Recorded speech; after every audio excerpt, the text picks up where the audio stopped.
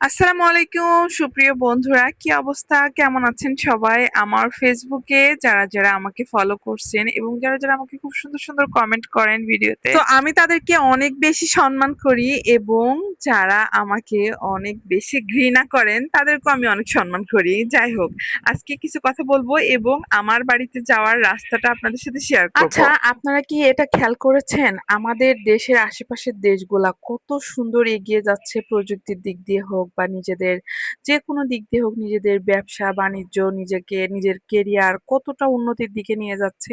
আর আমরা কি করতেছি? আমরা সারাটা দিন ঘরের মধ্যে বসে মোবাইলে কার বউ কি করলো, কার বউ কার সাথে বেরিয়ে গেল, কার মেয়ে কার সাথে বেরিয়ে গেল, কার ছেলে কোথায় কি করলো, গাঁজা খেলো, মদ খেলো, মানে এই সমস্ত জিনিসপত্র আমরা সারাটা দিন মোবাইলে। শুধু কি তাই, আমাদের হাতে এতটাই সময় যে কে ভিডিও ছাড়লো, কে ছবি আপলোড দিল, সেই ভিডিওতে কে কি কমেন্ট করলো সেগুলো আমরা দেখতেছি। মানে আমরা এতটা ওয়ার্কলেস হয়ে গেছি যে মানুষের এই সমস্ত কাজকর্ম আমরা দেখে বেড়াচ্ছি। আচ্ছা, আপনারা 24 ঘন্টার মধ্যে কত ঘন্টা মোবাইল দেখেন আমাকে একটু কমেন্ট করে জানিয়েন তো।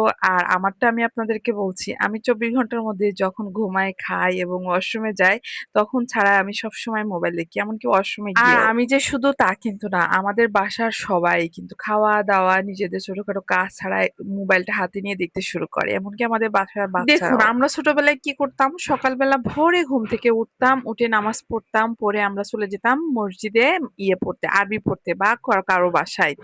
আর এখনকার ছেলেপেলে কি করে, ঘুম থেকে উঠে মোবাইল দেখে, বিরাস করতে করতে মোবাইল দেখে, খেতে খেতে মোবাইল দেখে, এমনকি স্কুলে যাওয়ার সময় ইউনিফর্ম পরার সময়ও তারা মোবাইল দেখে। মানে কতটা মোবাইলের প্রতি তারা অ্যাডিক্টেড হয়ে গেছে, একরকমের নেশার মতো কাজ করে কিন্তু আমাদের এই মোবাইল, তাই না? যতটা দূরে থাকা সম্ভব মোবাইল থেকে, এখনই চেষ্টা করতে হবে আমাদের এই মোবাইল ছাড়া দূরে থাকতে। মাঝে মধ্যে আমি তো এটা নিয়েও ডিপ্রেশনে ভুগি যে সারাটা দিন মোবাইল দেখি, এই মোবাইল যদি না থাকতো তাহলে নিশ্চয়ই ভালো কোনো কাজের মধ্যে থাকতাম, নিশ্চয়ই ভালো কোনো কাজ করতে পারতাম, সময়টা নিশ্চয়ই ভালো কোনো কাজে দিয়ে সুন্দর করে এগিয়ে নিয়ে যেতে পারতাম। এই সমস্ত মোবাইল দেখে নিজের দামি সময়টা কখনোই নষ্ট করতাম না। এই তো কথা বলতে বলতে আমার গ্রামের কাছাকাছি চলে আসছি, তো আপনাদের সাথে সাথে আমিও নিজেকে একটু মোবাইল থেকে দূরে রাখার চেষ্টা করব।